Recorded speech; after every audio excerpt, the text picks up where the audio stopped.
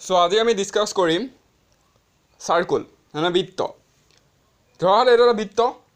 মই কি লৈছো বৃত্ত এটা বৃত্তটোৰ যেটো কম্পাসডাল যত ধৰি আমি বৃত্তটো আঁকিম সেই বিন্দুৰ হৈছে কি কেন্দ্ৰ এই বিন্দুৰ হৈছে কেন্দ্ৰ প্ৰথম কথা যে বৃত্তৰ মধ্যবিন্দুটো হৈছে কি কেন্দ্ৰ মানে যত আমি কম্পাসডাল দি আমি বৃত্তটো আঁকো সেইটো হৈছে কেন্দ্ৰ এতিয়া এই বৃত্তটো কিছুমান এনেকে বিন্দু লগ লাগি গঠিত হৈছে বৃত্তটো এনেকে কিছুমান বিন্দু এনেকে লগ লাগি গঠিত হৈছে এতিয়া এই এটা বিন্দুৰ পৰা অন্য এটা বিন্দুলৈ মানে ইয়াৰ পৰা ইয়ালৈ এই দূৰত্বটো আমি কি বুলি কওঁ জ্যা বুলি কওঁ এটা হৈছে জ্যা ঠিক আছে যে বৃত্তটো অসংখ্য বিন্দুৰে গঠিত আৰু এই বিন্দু এটা বিন্দুৰ পৰা অন্য এটা বিন্দুৰ মাজৰ দূৰত্বটো কি বুলি কওঁ আমি জ্যা বুলি কওঁ এতিয়া সেই জ্যাডাল যদি কেন্দ্ৰৰ মাজে গুচি যায় যদি জ্যাডাল কেন্দ্ৰৰ মাজে গুচি যায় তেতিয়া হেলা আমি কি বুলি কম ব্যাস বুলি কম আৰু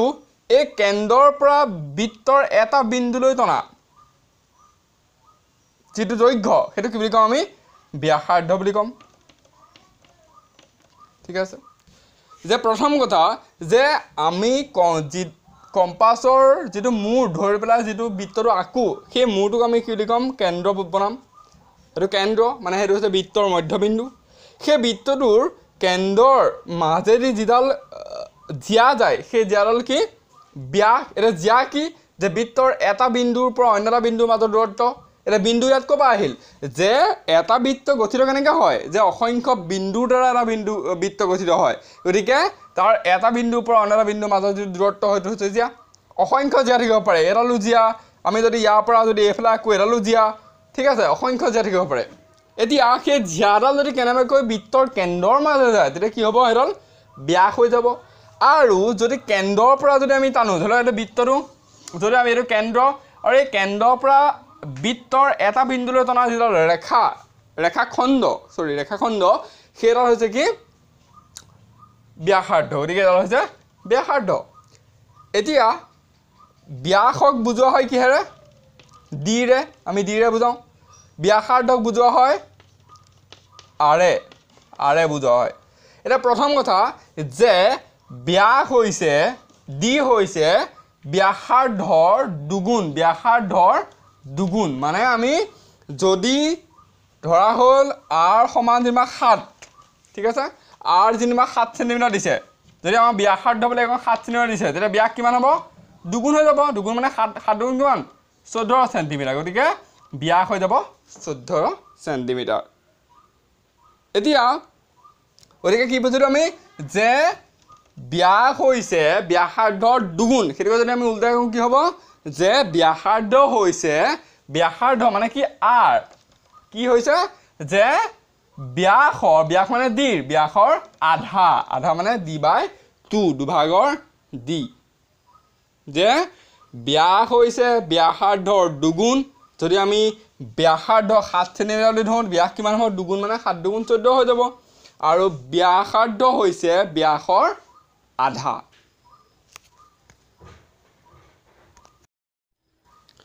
এতিয়া চাম এটা বৃত্তৰ পৰিধি আৰু কালি পৰিধি মানে কি পৰিসীমা বুলিও কোৱা হয় পৰিধি আৰু কালি যে পৰিধি মানে পৰিসীমা মানে কি এটা বস্তুৱে কিমান ঠাই মানে এটা বস্তুৰ চাৰিওফালৰ যিটো দূৰত্ব সেইটো পৰিধি আৰু কিমান ঠাই আগুৰি থাকে বুলি ক'লে আমি কি বুলি ক'ম কালি বুলি ক'ম এতিয়া এই বৃত্তটো কিমান ঠাই আগুৰি আছে এখন বৃত্তটো ঠাই আগুৰি আছে কিমান ঠাই বৃত্তটো আগুৰি আছে সেই বৃত্তটোৰ যিমান ঠাই আগুৰি আছে সেইটো আমি কি বুলি ক'ম কালি বুলি ক'ম আৰু এই বৃত্তটো ধৰক এইখিনিৰ পৰা মই আৰম্ভ কৰিছোঁ এইখিনিৰ পৰা এনেকৈ গৈ ইমানলৈকে কিমান দূৰত্ব সেইটো হৈছে বৃত্তটোৰ পৰিসীমা মানে বা পৰিধি যে বৃত্তটো মই এইখিনিৰ পৰা আৰম্ভ কৰিছোঁ নিবা মই এইখিনিৰ পৰা যাবলৈ আৰম্ভ কৰিছোঁ এনেকৈ ঘূৰি আছোঁ মই এটা ৰাউণ্ডকৈ ঠিক আছে ৰাউণ্ডকৈ ঘূৰি পেলাই মই আকৌ আগৰ স্থানত পালোঁগৈ যিমান দূৰ গ'লোঁ সেইটো হৈছে মোৰ কি পৰিধি ধৰি লওক এইটো 200 মিটাৰ চাৰ্কুল এটা মই 200 মিটাৰ এনেকৈ দৌৰিছোঁ তো দৌৰি পেলাই এই 200 মিটাৰত মই আকৌ আগৰ জেগাত মই আৰম্ভ কৰিছোঁ আকৌ আৰম্ভ বিন্দুত আকৌ মই পাইছোঁগৈ কিমান দূৰ গ'লোঁ মই 200 মিটাৰ গ'লোঁ গতিকে সেই 200 মিটাৰ মোৰ কি 200 মিটাৰটো মোৰ হৈছে পৰিধি 200 মিটাৰ কালি মানে ই কিমান ঠাই আগুৰি আছে এইখিনি বা এইখিলে 200 মিটাৰ এনেকৈ কিন্তু ই কিমান ঠাই আগৰি সোমাই আছে ইয়াত সেইটো হৈছে কালি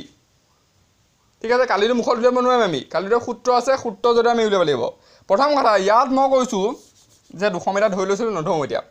যে কেনেকৈ উলিয়াম আমি ব্যাস আৰু ব্যাসাৰ্ধৰ জৰিয়তে পৰিধি উলিওৱা সূত্ৰটো হৈছে 2 পাই r আৰু কালি উলিওৱা সূত্ৰটো হৈছে পাই r স্কোৱাৰ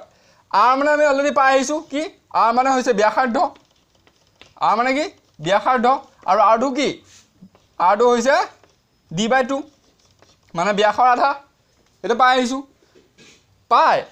এইটো কোৱা হয় পাই এইটো কোৱা হয় কি পাই আৰু ইয়াৰ মানটো সদায় কিমান 7/22 ইয়াৰ মানটো 7/22 মানে আমি পাই জেগাত আমি কিমান বহাই ল'ম 7/22 বহাই ল'ম এতিয়া ধৰা হ'ল মোক r দিছে যেনিবা 7 সেণ্টিমিটাৰ r ধৰি লোৱা মোক দিছে 7 সেণ্টিমিটাৰ মই উলিয়াব লাগে কি পৰিধি উলিয়াব লাগে যেনিবা বৃত্তটোৰ মানে r এইখিনিৰ পৰা এইখিলে যেনিবা মোক দিছে